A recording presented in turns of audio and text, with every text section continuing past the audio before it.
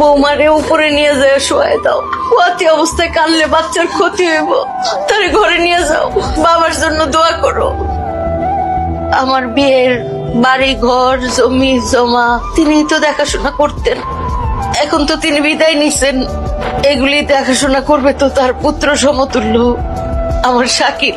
আমি চাই অতি দ্রুত শাকিল সবকিছু বুঝে নিক আপনাদের দোয়ায়।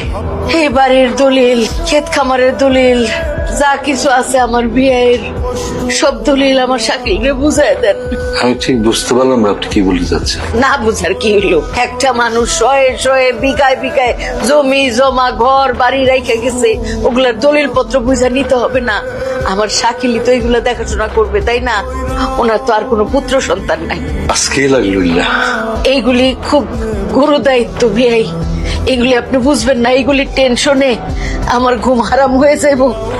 আমি চাই আমার বিয়ে নাই দুনিয়াতে, ওনার সমস্ত কিছু যেন দেখভাল ভালোভাবে হয়, সেই জন্য আমি আজকেই বুঝে নিতে চাই।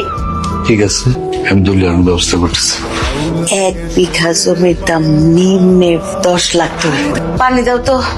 শয়ে শয়ে বিঘার জমির মালিক বিদায় নিয়ে চলে গেছেন, এত সুন্দর বাড়ির মালিক নিয়ে চলে গেছেন, বাড়ি ঘর পয়রা রয়েছে কান্তাছে, জমি জমা কান্তাছে, মালিক নাই।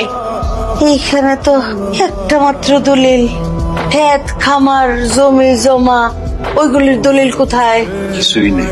মানে বুঝলাম না। আর একটা কথা, এই দলিল কিন্তু এই বাড়ির না, এটা জ্যোৎস্নার বাড়ির দলিল। এটা জোসনাদের বাড়ি কোনটা? ওই যে আমার বাড়ির সামনে যে টিনের ঘরটা, ওইটা জ্যোৎস্নার বাড়ি। এই বাড়ি কার? এই বাড়ি আমার। এই বাড়ি আপনার? তাহলে জোসনারা যে এই বাড়িতে আমরা আসলাম, এই বাড়ি ঘর দেখলাম, বাড়ির অবস্থা ভালো না, এর জন্য মেহমানদের আমার এখানে করতাম, কারণ আমি ওর চাচা, আমার একটা দায়িত্ব আছে।